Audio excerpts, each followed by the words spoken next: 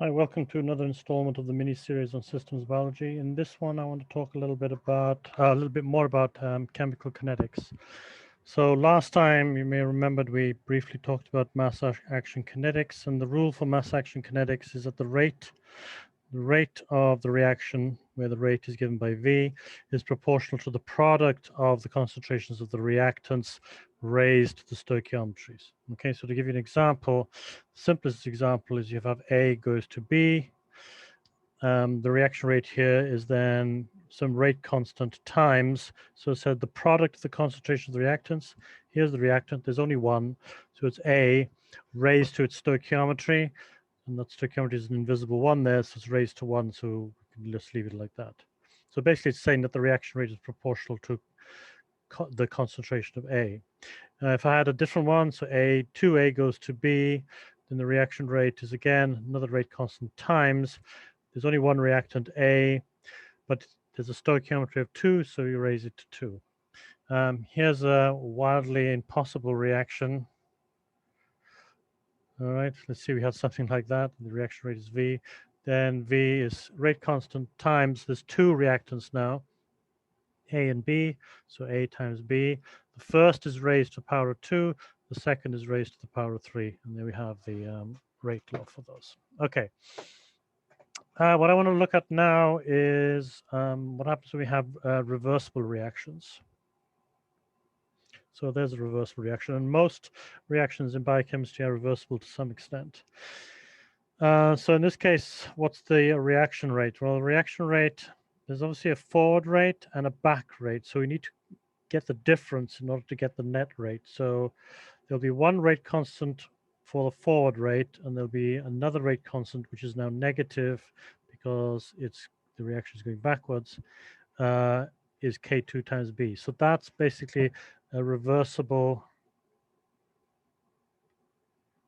reaction. Okay, that's a reversible reaction. Now we could do an experiment where let's say we plot against time concentration of A and B. Okay, so let's say we started A at a high concentration and there was no B at all. If we watch this reaction in time, we'd notice that that A declines and then reaches some constant value.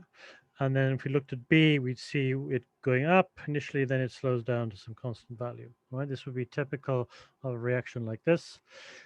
They reach both of them, A and B, reach constant values given enough time. Right? So this is time.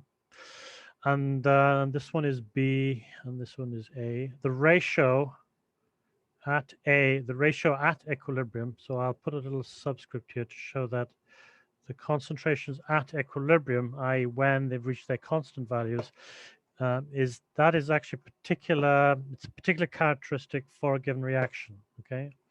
And that ratio is called the equilibrium constant, okay? The equilibrium constant, and it's a very important value. These values you can look up in tables, and sometimes you can even compute them.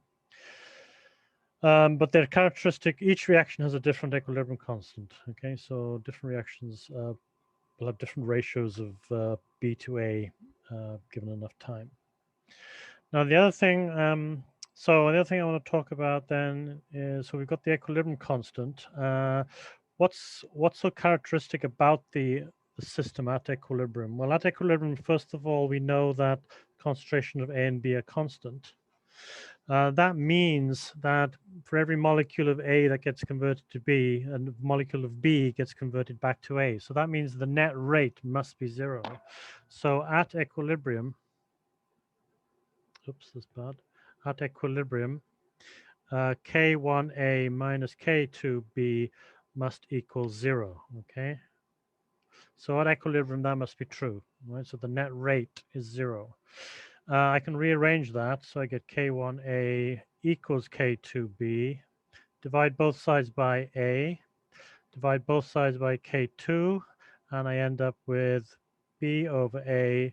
And that's the equilibrium concentrations is K1 over K2. All right. And this then equals the equilibrium constant. So you can see that the equilibrium constant is related to the rate constants. So what else can I do here? Well, the other thing I can do is what happens when the system is not at equilibrium? Let's say it's here or here. Then the ratio of A and B is not K1 over K2. It's not B equilibrium over A equilibrium. In that situation, when not at equilibrium, right? When not at equilibrium, so I have something like B over A. That's given a special symbol, which is a capital gamma. I believe this is also called the what's it called? I forget. It's called the reaction quotient. It's also called the reaction quotient in chemistry. But we in biochemistry, we tend to call it the mass action ratio. Okay, and it, you'll often find it having the symbol. This is a capital gamma. Okay, this is a capital gamma. So this is the capital gamma is used to give a number that tells you the ratio of the concentrations at any point, right? Not just at equilibrium. Now I can also take the ratio of the mass action ratio to the equilibrium constant, right? And this has also a special symbol and a name. This is Greek letter rho, and it's called the disequilibrium. Got to spell this properly. Equilibrium ratio. Okay, disequilibrium ratio. Now, you notice that if I were to, look at gamma, capital gamma, or the mass action ratio as we move in time, here it's high. Let's say maybe it's 10 here. So this is going to be gamma, and then it starts to decline. Maybe it's 2 here, and eventually it turns into some ratio here. Let me see. Actually, this is the wrong way. So it's the wrong way around, isn't it? So here, so gamma is B over A. Okay, so A is small. B is small, A is big. So that means A might be 0.1 here. So the gamma might be 0.1 here. Maybe it goes to 0.5 here. Actually, it won't do it. It'll at least swap over. Maybe it's 2 here, and eventually maybe it comes to 2.5 here. Okay, so this is the value of gamma. Now, once it reaches equilibrium, of course, at equilibrium,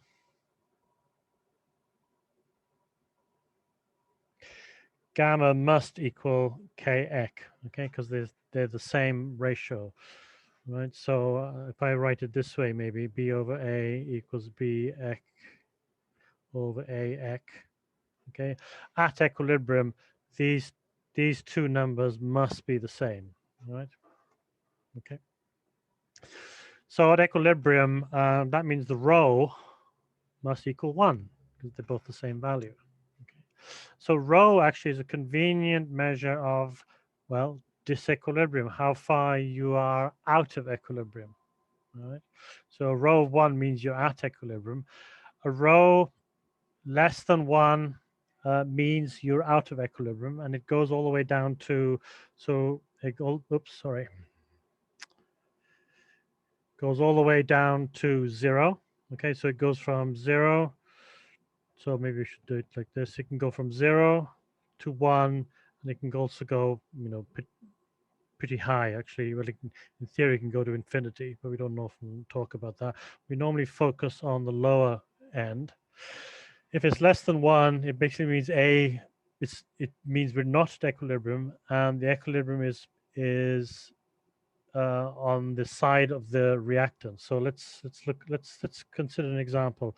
Let's say the equilibrium constant is 2. Okay, so and let's say I have, then that means the ratio B to A is 2. So maybe I have B at 4 and A is 2. Right, that gives me that's the equilibrium constant of 2. So if I write that down here, B.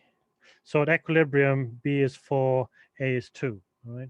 Now, what happens if we're not at equilibrium? If we're not at equilibrium, one possibility is A is 3. In order to keep the same mass, B is also 3. All right, so now the equilibrium constant is still 2, of course, but gamma, which is what we want to measure here, is 3 over 3 is 1. So the disequilibrium ratio is 1 over 2, which of course is a half. All right. So if it's below 1, the equilibrium is in favor of A, right? Tends to be in favor of A compared to B. All right. Anyway, that's the disequilibrium ratio. So the two things we actually remember, first of all, is the mass action ratio, the equilibrium constant, and the disequilibrium ratio. Okay, so these are 3 things that are sometimes used on the biochemistry side of chemical kinetics. Okay, and I think that's it for that. So next time we'll start looking at stoichiometric networks. Okay, thanks.